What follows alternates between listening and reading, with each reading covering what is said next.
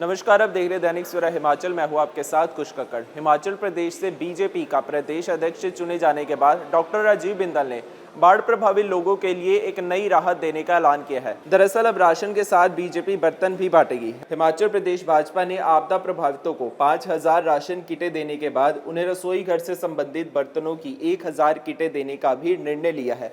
सराज विधानसभा क्षेत्र के थुनाग पहुंचने पर भाजपा प्रदेश अध्यक्ष डॉक्टर राजीव बिंदल ने इस बात का ऐलान किया।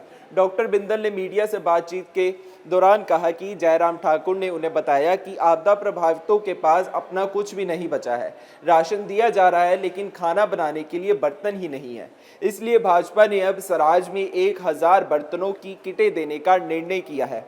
अगले 48 से 72 घंटों में ये बर्तनों की किटें प्रभावितों तक पहुंचा दी जाएंगी, जिसमें रसोई घर से संबंधित सभी जरूरी सामान मौजूद होंगे। इस अवसर पर डॉक्टर राजीव बिंदल ने सरकार पर भी तंज कसते हुए कहा कि बिना समय गंवाए अब आपदा प्रभावितों के पुनर्वास के लिए काम करने की जरूरत है। उन्होंने सरकार से सवाल किया और पूछा कि आखिरकार ये आपदा प्रभावित कब तक इसी तरह से टेंटों या फिर राहत शिविरों में रहेंगे। अब इनके पुनर्वास के लिए काम करने की जरूरत है।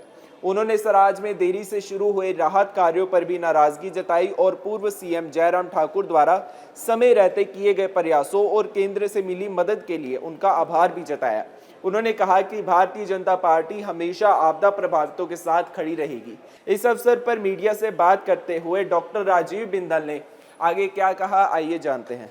आदरणीय जयराम ठाकुर जी ने हमें बताया है कि जो घर पूरी तरह समाप्त हो गए, उनके पास भोजन बनाने के खाने के बर्तन भी नहीं हैं। तो हम अगले 48 और 72 घंटे के अंदर लगभग 1,000 बर्तनों की किट, कंप्लीट किट जो रसोई किट है वो और भेजने का प्रयास करेंगे। बहुत बड़ी मात्रा में जगह जगह हमने राशन के और सामान के स्टोर बनाए हैं।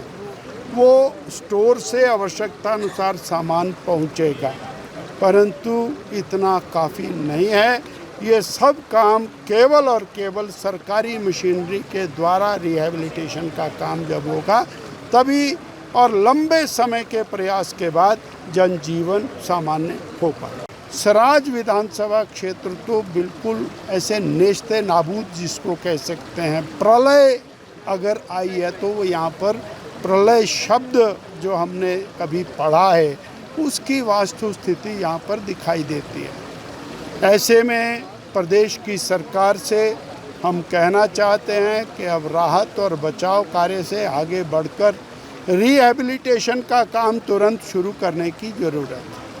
हम यहाँ पर खड़े हैं, 20-20 फुट मलबा है, 20-20 फुट मिट्टी है, पत्थर हैं, लकड़ियाँ हैं।